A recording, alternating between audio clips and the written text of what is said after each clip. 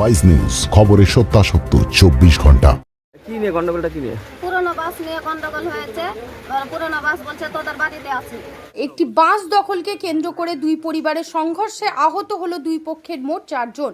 আহতরা চিকিৎসাধীন Malda medical college হাসপাতালে। চাঞ্চল্যকর ঘটনা ঘটেছে মঙ্গলবার সকালে মালদা জেলার বৈষ্ণবনগর থানার চকবাহাদুরপুর এলাকায়। আক্রান্তরা হলো নিরঞ্জন মণ্ডল, বয়স 55 বছর, শ্যামচরণ মণ্ডল, বয়স 50 বছর, শান্তনা মণ্ডল, বয়স 40 বছর ও জয় মণ্ডল, বয়স 20 বছর। পরিবার ও পুলিশ সূত্রে জানা গেছে, বাড়ির পাশে পড়ে থাকা একটি বাস নেওয়াকে কেন্দ্র করে নিরঞ্জন মণ্ডলের সাথে গন্ডগোল বাঁধে শ্যামাচরণ মণ্ডলের। আর এই গন্ডগোলকে কেন্দ্র করেই দুই পরিবারের মধ্যে শুরু হয় একে অপরকে ধারালো অস্ত্র দিয়ে কোপানো। এই ঘটনায় দুই পক্ষের মোট 4 জন আহত হয়।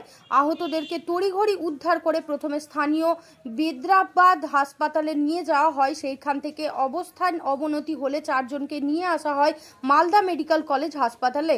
বর্তমানে 4 জন চিকিৎসাধীন মালদা মেডিকেল কলেজ হাসপাতালে। এই বিষয়ে দুই পক্ষই বৈষ্ণবনগর থানায় লিখিত অভিযোগ করে। শুধু বাস নিয়ে গন্ডগোল না, এর পেছনে অন্য কোনো কারণ রয়েছে তাও তদন্ত শুরু করেছে বৈষ্ণবনগর থানার পুলিশ।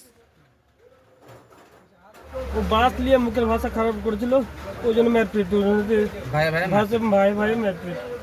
বাসটা নিয়ে কি করছিল? ও বাসটা আমরা গরুর চালিতে দিবার লেগে তিরপাল খাটাছিলাম, ওটা নিয়ে বাসটা কার ওদের? ও ওটার দাদা কেটেছে রেখেছিল, আর ওটা তো একবার ঘর ছাদ ফিরেছে, ওটা টাঙ্গা ছিল, ওটা নিয়ে টাঙ্গা নিয়ে ঝগড়া মুখের ভাষা খারাপ করা আর কি। কে মেরেছে? ওর দাদাই মেরেছে আগে, ওর ছেলেকে। কি নাম? লিয়াঞ্জন মণ্ডল। তোমার কয়জনকে মেরেছে?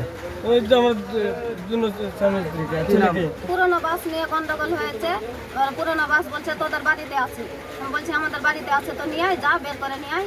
একটা বাস আমাদের ছিল, আমার স্বামী কেটেছিল, তো ওটা বাস নিয়ে ওরা তিরপাল টাঙিয়েছিল। তো ওটা আমাদের তিরপাল টাঙার জন্য আমরা বাসটা দিলাম। তো ও বলছে যে শালা তুই বাস নিবি না, এটা তো বাস আমাদের, তোদের এটা করবো এটা করবো এরকম ভাষা আমার দেবরটা বলছে। কি নাম? শ্যামচরণ মণ্ডল। আপনার স্বামীর নাম কি? আমার স্বামীর নাম নিরঞ্জন মণ্ডল। style.com ট্যাটু স্টুডিও, এখানে অতি যত্ন সহকারে ট্যাটু শেখানো ও ট্যাটু করা হয়। ট্যাটু স্টুডিওতে কোর্স করে আপনিও হতে পারেন একজন tattoo artist. Contact us for more details.